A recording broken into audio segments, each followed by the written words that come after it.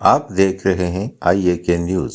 بلدیاتی انتخابات کے سلسلے میں شروع کیے گئے آئی اے کے نیوز کے پروگرام الیکشن 2022 میں آج میزبان عمران ایوب کے ساتھ موجود ہیں میونسپل کونسلر کی امیدوار فرزانہ انور، جن کے کاغذات نامزدگی مسترد ہو گئے۔ آئی اے کے نیوز کے پروگرام 2022 میں حاضر ہوں آپ کا ہوسٹ، آپ کا میزبان عمران ایوب۔ آج ہمارے ساتھ ہیں وارڈ نمبر 3 سے الیکشن میں حصہ لینے والی واحد خاتون تھیں اس حلقہ سے، فرزانہ انور۔ ان کے کاغذات ریجیکٹ ہو گئے تھے۔ کاغذات جمع کرواتے وقت کچھ کلیریکل مسٹیکس تھیں جس کے باعث تو ان سے آج ہم کرتے ہیں گفتگو کا آغاز۔ یہ ایک پڑھی لکھی خاتون ہیں، ہم ان سے جانتے ہیں ان کے تعلیم کے حوالے سے، ان کے سیاسی کیریئر کے حوالے سے، کب سے انہوں نے سیاست شروع کی۔ تو سب سے پہلے تو فرزانہ ہم آپ کو ویلکم کہتے ہیں پروگرام میں۔ تھینک یو ویری مچ سر، بہت شکریہ۔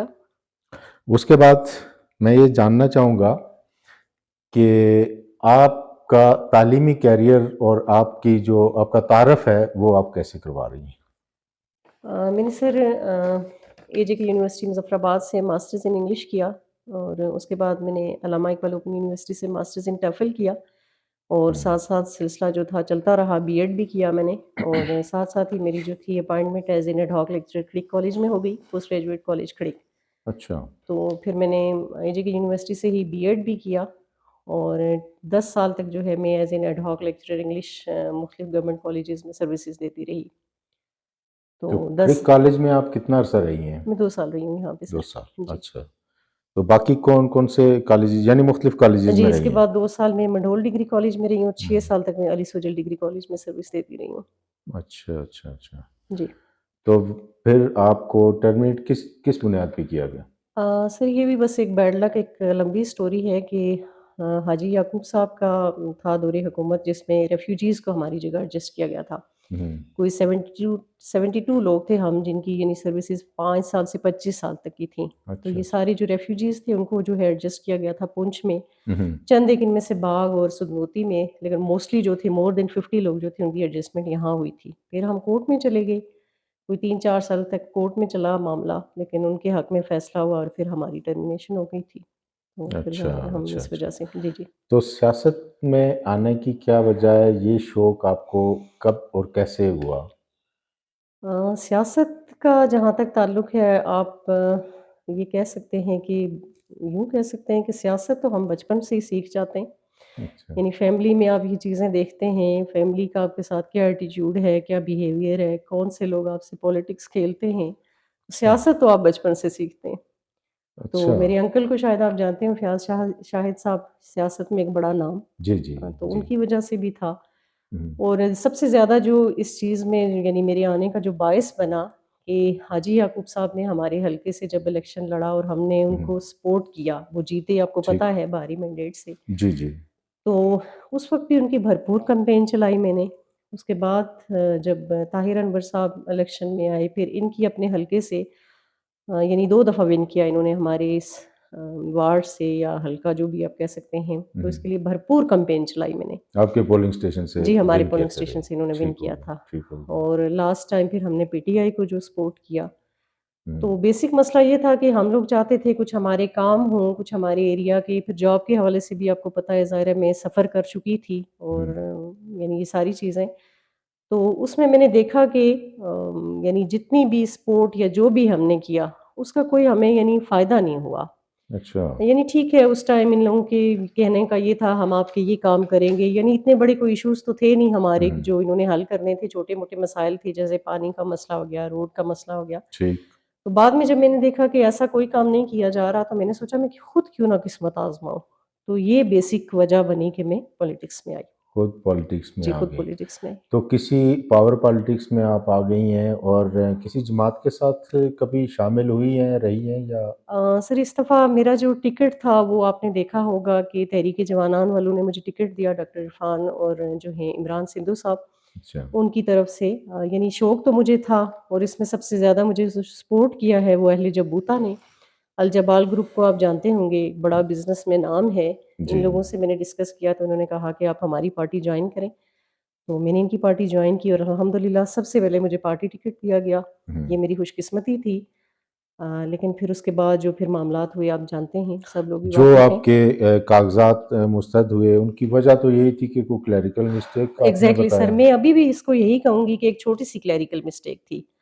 یعنی آپ جانتے ہیں کہ جب یعنی کوئی نام کی جو مسٹیک ہے یا سگنیچر کی جو مسٹیک ہے، تو میرا خیال ہے کہ اس کو جو ہے نظر انداز کرنا چاہیے تھا. لیکن اس کے لیے میں سپریم کورٹ تک گئی، اور سپریم کورٹ میں تو چلیں ابھی معاملہ التوا کا شکار ہے، لیکن ہائی کورٹ تک اور پھر الیکشن کمیشن میں جو گئی تو جو صورتحال میں نے دیکھی تو وہ بڑی ہی مایوس کن بڑی صورتحال تھی. مایوس کن تھی. ابھی آپ کا میں نے سنا کہ لا کالج میں آپ نے ایڈمیشن لیا ہے جی جی اور دوبارہ ایگزیکٹلی. لا کرنا چاہتی جی ہیں، بالکل سر. تو یہ وکالت کا شعبہ آپ نے کیوں لائک کیا اور ادھر کیوں آ رہی ہیں؟ بیسیکلی سر شوق مجھے بچپن سے تھا. میرے انکل بھی ایک اعلیٰ پائے کے وکیل تھے، فیاض شاہد فیاض صاحب، شاہد، بالکل. اور اعجاز افضل صاحب کو بھی آپ جانتے ہیں، جی. کزن ہیں میرے. اچھا تو اچھا بیسیکلی شوق مجھے شروع سے تھا.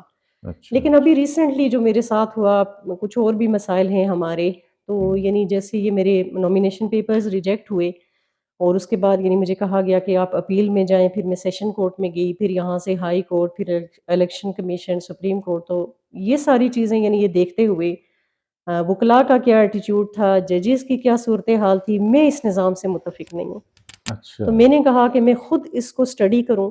مطلب یعنی میں سروس کے دوران 10 سال جو میرا ڈیوریشن تھا ایز این سپرنٹینڈنٹ، مختلف کالجز میں ایگزامز بھی لیتی رہی. لا کالج والوں کے ایگزامز بھی میرے پاس ہوتے رہے. اچھا اچھا تو اچھا. یعنی اس کے بارے میں تھا کافی نالج مجھے نا. نالج تھا. تو میں نے کہا یہ جو زیادتی ہو رہی ہے تو میں خود کیوں نہ اچھا، ایک اچھا. آپ کی جی آپ بڑی اگریسو ہیں اس معاملے میں. آپ نے دیکھا کہ سیاست میں سیاسی لوگوں نے جب زیادتیاں کیں، جی وہاں جب آپ متاثر ہوئیں تو آپ سیاست میں آ گئیں. ایگزیکٹلی. اس کے بعد جب عدلیہ میں گئیں، عدالتوں میں گئیں، یہاں زیادتی ہوئی. کورٹ پہ جب پالا پڑا تو جی وہاں بالکل سے آپ نے وکالت کا شعبہ چن لیا. ایگزیکٹلی ایسا ہی ہے. یعنی آپ سیاستدان بھی بن کے دیکھنا چاہتی ہیں اور وکیل بھی بن کے. جی بالکل ایسا ہی ہے. اس کیا سمجھتی ہیں آپ کہ اب وکیل بن کے تو کیا اس معاشرے میں کچھ سدھار لا سکتی ہیں؟ بالکل سر، میرا تو خیال ہے کہ یعنی میں تھوڑی سی اگر آپ کو اگزامپل دوں کہ جب مجھے سیشن کورٹ میں جانے کو کہا گیا اور میری جو اپیل تیار کی گئی اور مجھ سے جب 1,00,000 روپیہ فی ڈیمانڈ کی گئی تو آئی واز شاکڈ. میں نے سوچا میں کوئی قتل تو نہیں کر کے آ رہی، ایک نام کی مسٹیک تھی نا. تو اگر اس کے لیے مجھے یہ کہا جا رہا ہے تو میں نے کہا کہ کوئی خدا کا بندہ ایسا بھی ہونا چاہیے نا جو فری آف کاسٹ کسی کا یہ ایسے مسائل حل کرے. اور اس میں الحمدللہ ایڈوکیٹ سلیمان صاحب نے میری ہیلپ کی. ان کی جو اسسٹنٹ تھیں جمیلہ اکبر صاحبہ اور ثنا راجپوت، انہوں نے فری آف کاسٹ میری اپیل دائر کی. ٹھیک. تو یہاں سے میرا یہاں سے آپ نے سٹارٹ لیا. جی ایگزیکٹلی. آپ کے کاغذ مسترد ہوئے جی جی تو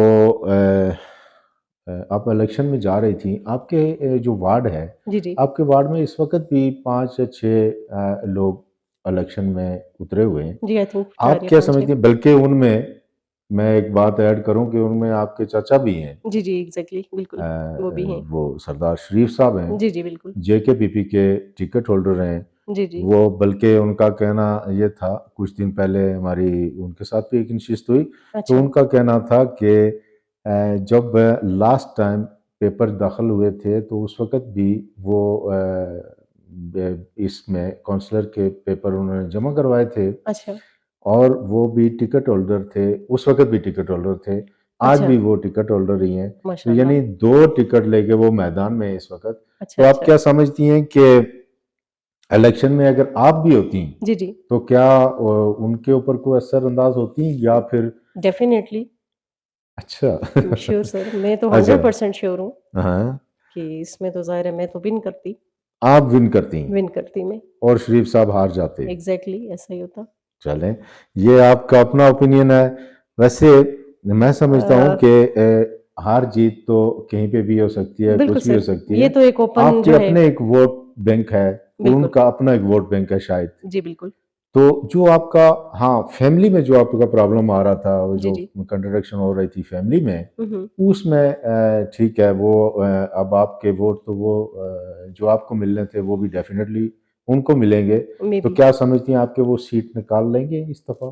کانٹ سے میں تو کوئی اس میں نہیں ایشور تو نہیں ہوں.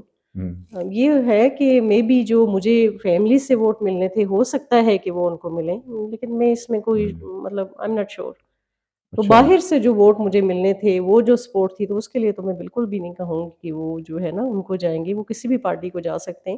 اچھا ایون کہ اگر میں کسی کے حق میں دستبردار ہوتی ہوں یا کسی کے ساتھ یعنی میری کوئی اس طرح کی بنتی ہے، تو وہ تو ظاہر ہے اوبویسلی مجھے سپورٹ کریں گے. اور میرے ساتھ جو ہے خواتین کی کثیر تعداد تھی، اچھا اور اس کو لے کے ہی میں یعنی مجھے تو تھا کہ میں 100% شیور تھی یہاں سے کہ میں ون کروں گی. اچھا آپ جی کی وارڈ میں وارڈ نمبر 3 جو ہے میونسپل کی راولا کوٹ کی جی بڑی جی مین وارڈ ہے. ایگزیکٹلی. اس وارڈ میں اگر آپ الیکشن میں اتری ہیں، آئی ہیں، یہاں تک پہنچی ہیں، تو ڈیفینیٹلی کچھ مسائل ہوئے ہوں گے. بالکل سر، بالکل ایسے ہی ہے. اور وہ کیا جو مسائل ہوئے ہوں گے جو آپ فوکس کر رہے ہیں کرنا چاہتی تھیں اور جن کا حل آپ کرنا چاہتی تھیں، ان میں کچھ چیزیں اگر آپ کے ذہن میں ہوں تو آپ بتا سکتی ہیں. جی سر، اس میں سب سے مین ایشو جو تھا وہ ہماری ایک روڈ جو ہے وہ آتی ہے، جو ہم تقریباً سبھی فیملی جو ہے گھروں تک جا رہی ہے، کسی کی سولنگ ہے، کسی کا کوئی اس طرح سے نا، تو وہ آج تک پکی نہیں ہوئی. مطلب یہ جو اچھا گزشتہ حکومتیں جن کا میں نے آپ کو بتایا نا کہ ہم نے ان کی سپورٹ کی، اور اس طرح سے ہمارا یہی تھا کہ چلیں یہ چھوٹی سی مطلب میں ایگزیکٹ تو آپ کو نہیں بتا سکتی کہ اس کی کتنی ایک ہے، یعنی 5-7 منٹ کی ڈرائیو ہے اس پہ، تو یہ اگر پکی ہو جاتی. پانی اچھا کا بہت بڑا ایشو رہا ہے ہمارے ایریے میں. ہوں، ایون کہ میں جب جاب میں تھی تو 2013 میں نے کوئی 75,000 روپیز خرچ کر کے بورنگ کروائی تھی اچھا 3 جگہوں پہ نا. ماشاء اللہ. تو پانی ٹھیک ہے نکلا کوئی 120 فٹ 200 فٹ کے اس میں، لیکن یہ ہے کہ وہ پانی ضرورت کو پورا کرنے والا نہیں تھا. پھر اسی طرح سے کوئی مسائل یعنی تھوڑا سا شاید آپ کو پتا ہو کہ میں ایک سوشل ورکر بھی ہوں. کووڈ کے عرصے میں جو ہم نے کام کیا، میں سٹیزن فورم کی ممبر ہوں، اور اس میں ہمارے ساتھ سیف فاؤنڈیشن کے لوگ بھی ہیں اور ٹیم سریام کے ممبر بھی ہیں. تو ایک جوائنٹ ہمارا وینچر ہوتا ہے. اچھا تو اس میں جو ہم مسائل دیکھتے ہیں تو اس طرح کی بہت ساری چیزیں، کچھ بچوں کی ایجوکیشن کے حوالے سے، بیوہ خواتین تھیں، کوئی جابس کے حوالے سے. یعنی میرا یہ تو میں نہیں کہہ سکتی کہ میں اگر ون کرتی تو میں گورنمنٹ جاب، تو میں نے آپ کو اپنا بتایا کہ 10 سال کے بعد میری ٹرمینیشن ہوئی اور اس وقت جو ٹھیک بھی ہے. ٹھیک.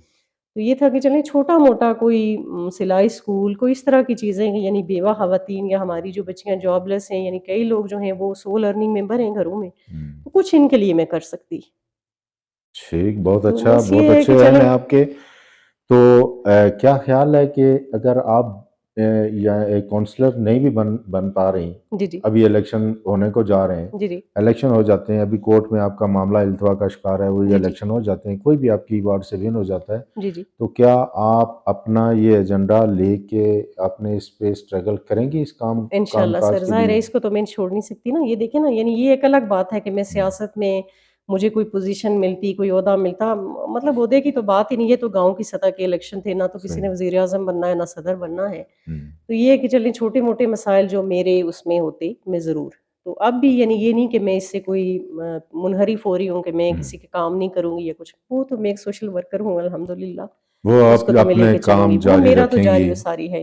جاری اور ساری رہے گا. جی بالکل. جی ناظرین، تو ہمارے ساتھ تھیں فرزانہ انور. آپ دیکھتے رہیے IAK نیوز. انشاءاللہ پھر ملتے ہیں ایک نئے کینڈیڈیٹ کے ساتھ. اجازت دیجیے. اللہ نگہبان. آپ دیکھ رہے ہیں IAK نیوز.